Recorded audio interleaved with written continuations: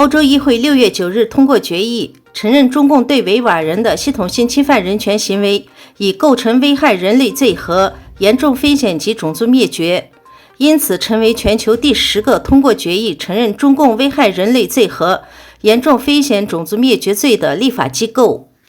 议会同时还一致通过要求执委会禁止强迫劳动制造与运输的商品进出欧洲市场的决议案。东突厥斯坦文化信息中心负责人卡拉卡西就此事发表声明称，对欧洲议会的决定和为此做出贡献的人表示感谢，并强调拥有27名成员的欧洲议会所做的这一决定是所有东突厥斯坦的海外侨民努力的结果。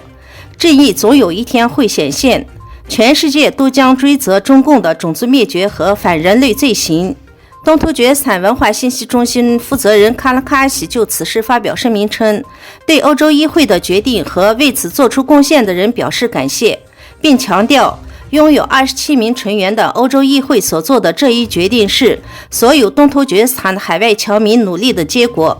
正义总有一天会显现，全世界都将追责中共的种族灭绝和反人类罪行。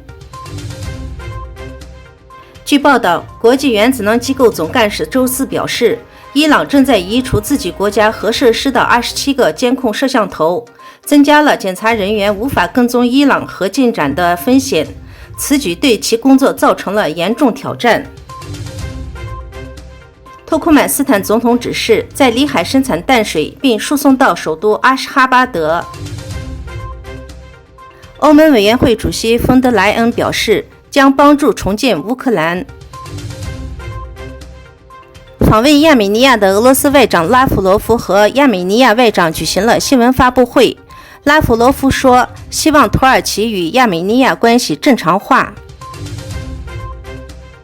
湖南出现今年以来持续时间最长、强度最大的降雨过程，导致一大批工农业基础设施严重受灾，引发多起山体滑坡及房屋倒塌事件。